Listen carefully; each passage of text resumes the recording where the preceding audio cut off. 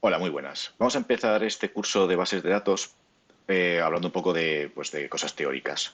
Y antes de hablar de las bases de datos, vamos a hablar de los ficheros, ¿vale? Porque las bases de datos en el fondo es una evolución de los ficheros. Un fichero, veremos que es una unidad básica de datos que está almacenada en un dispositivo. Ya puede ser una memoria USB, un disco, una tarjeta de memoria, ¿vale? Cada fichero tiene un nombre único y es una estructura específica que determina dónde se guardan unos datos. Hay tres tipos básicos de ficheros: los ficheros secuenciales, los ficheros indexados y los ficheros directos. Los ficheros secuenciales tienen su información pues almacenada de forma secuencial, es decir, para poder acceder a un segundo dato tengo que pasar primero por el primero. Claro, estos ficheros son muy lentos. Los indexados o directos, en cambio, unos tienen un índice con el cual se puede ir a la información que hay dentro del fichero y los otros también lo tienen por una clave con la cual podemos acceder a depende de qué sitios del fichero, a un registro en concreto del fichero.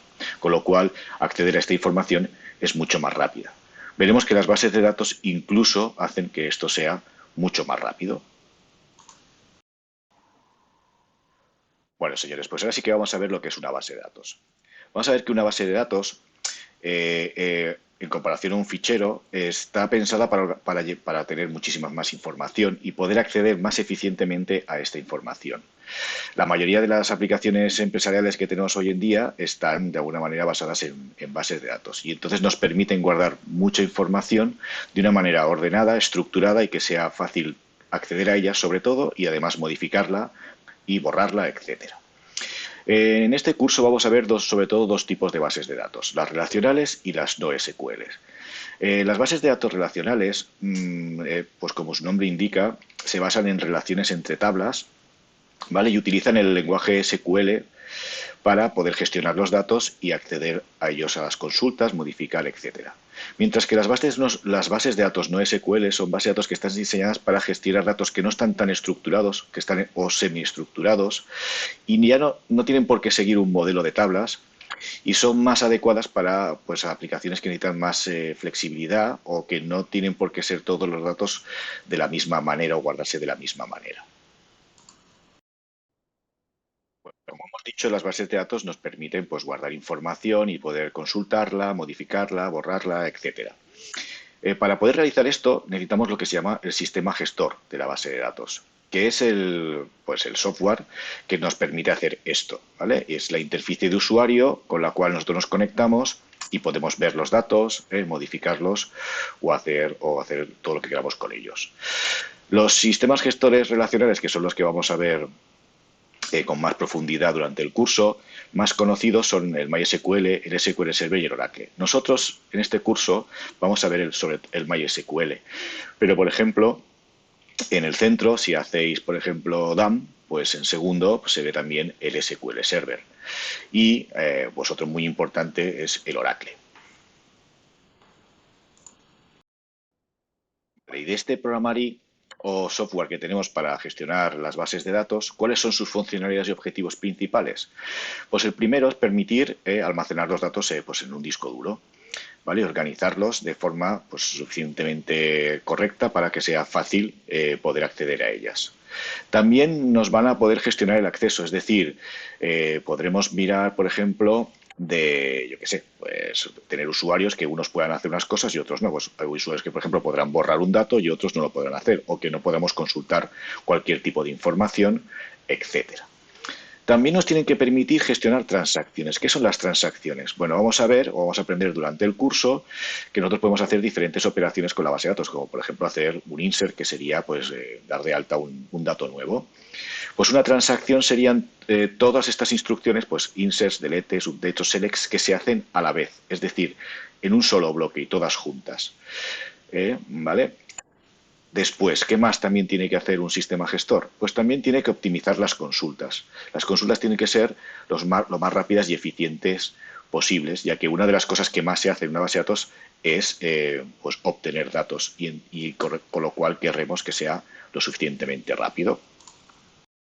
Bien, más funcionalidades de los sistemas gestores, pues por ejemplo, el tema de crear índices. Estos índices acelerarán la recuperación de los datos, una de las cosas que decíamos antes. También los sistemas gestores nos tienen que dar la información sobre la integridad de los datos.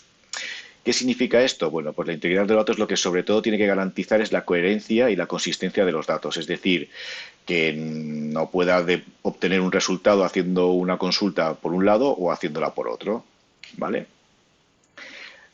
Además, nos tiene que permitir pues, gestionar las contraseñas, ¿vale? Y otra cosa muy importante es lo que llamamos la concurrencia, el que puedan acceder diferentes usuarios a los mismos datos, ¿vale? Y que se mantenga la consistencia de esos datos. Además, también tenemos que poder lo que se llama asegurar la durabilidad. Que esto, por ejemplo, lo conseguimos con las copias de seguridad. Es decir, imaginaros que por alguna razón pues el disco duro donde tenemos nuestra base de datos se va a tomar por culo, pues que podamos de alguna manera recuperar esos datos o que, por ejemplo, algún proceso o alguna aplicación haya grabado mal los datos en la base de datos y queremos recuperar una versión que había anteriormente. Si no tenemos una copia de seguridad, pues no podríamos hacerlo. Bien, otra cosa que también tenemos que conocer es lo que es la arquitectura de un sistema gestor. Una de las arquitecturas más utilizadas en los sistemas gestores es la ANSI Spark. Esta arquitectura se divide en tres niveles: el nivel interno, el nivel conceptual y el nivel externo. El nivel interno es el que llamaríamos el nivel físico. Es el nivel más bajo de la arquitectura y se relaciona con las cosas físicas, ¿vale? Cómo guardamos físicamente los datos de la base de datos. Y por eso, pues por ejemplo, los discos duros que tenemos o los dispositivos en los que almacenamos. El nivel conceptual es el nivel que está en el centro y se centra en los datos, en cómo conceptualmente, que es lo que llamamos también nivel lógico, los usuarios y las aplicaciones guardan los datos por las tablas, las columnas, las relaciones que tendremos entre esos datos.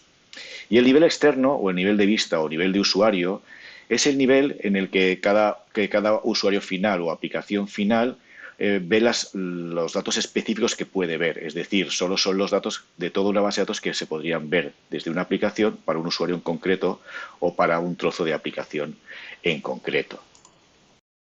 Bueno, aquí podemos ver un diagrama con estos esquemas, ¿vale? Los niveles, perdón, el nivel interno, el nivel conceptual y el nivel externo. Por ejemplo, el nivel interno, que tenía el esquema interno, es el que, pues, por ejemplo, pues estaría con los discos duros en los que tenemos, por ejemplo, nuestra base de datos. En el nivel conceptual tendríamos el esquema conceptual, que será el diseño de cómo tenemos que guardar la información en la base de datos. Y el nivel externo veremos que son las vistas que tienen cada uno de los usuarios para ver los datos, todos los datos que hay en el esquema conceptual. Son como partes del esquema conceptual y también podría ser una vista, pues todo el esquema conceptual. Bueno, pues con esto ya hemos visto, de alguna manera, los conceptos más básicos e importantes que tenemos que saber de una base de datos para poder realizar nuestro curso.